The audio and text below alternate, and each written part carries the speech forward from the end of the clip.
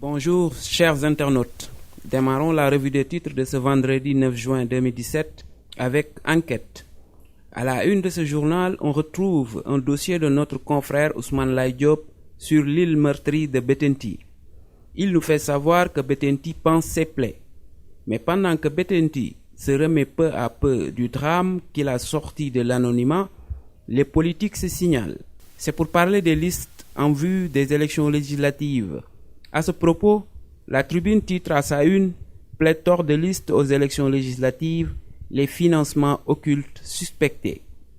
Le journal fait référence à la déclaration de Amsatou Sow Sidibé selon laquelle une fouille est nécessaire pour voir qui a pu faire des financements occultes et au profit de qui. Au même moment, Aïda Mbodj sort de ses gonds. Celle qu'on surnomme la Lionne du Baol s'est taillée la une de l'Observateur et dit à qui veut l'entendre que les coalitions, c'est de l'arnaque. En détail, la maire de Bambey révèle « Manko Taxawu Sénégal m'avait proposé la deuxième place ». Visiblement remontée contre Wade, elle déplore que ce dernier les zappe dans ses coups de fil aux opposants. Vendredi de vérité, c'est le quotidien LAS qui parle ainsi, en faisant allusion à la publication des listes cet après-midi. Vox Populi embouche la même trompette et se fait plus précis en indiquant que 49 listes seront publiées.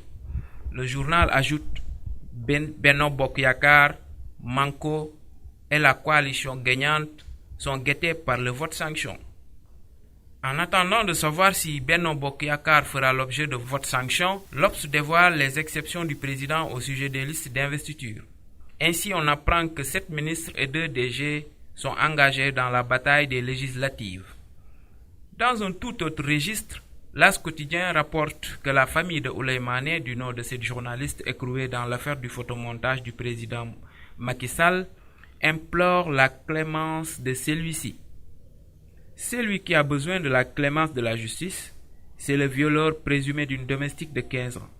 C'est Vox Populi qui nous met au parfum de cette affaire pour le moins nauséabonde qui a eu pour cadre la cité Biagui. La domestique a été séquestrée et violée toute une nuit. Pour terminer, parlons sport avec le journal Stade qui s'intéresse au match Sénégal-Guinée équatoriale et le quotidien sportif de se poser la question Diouf, Sow, Diédhiou ou Khouma, qui pour conduire l'équipe. C'était tout pour votre revue des titres. Nous vous donnons rendez-vous lundi, Inch'Allah.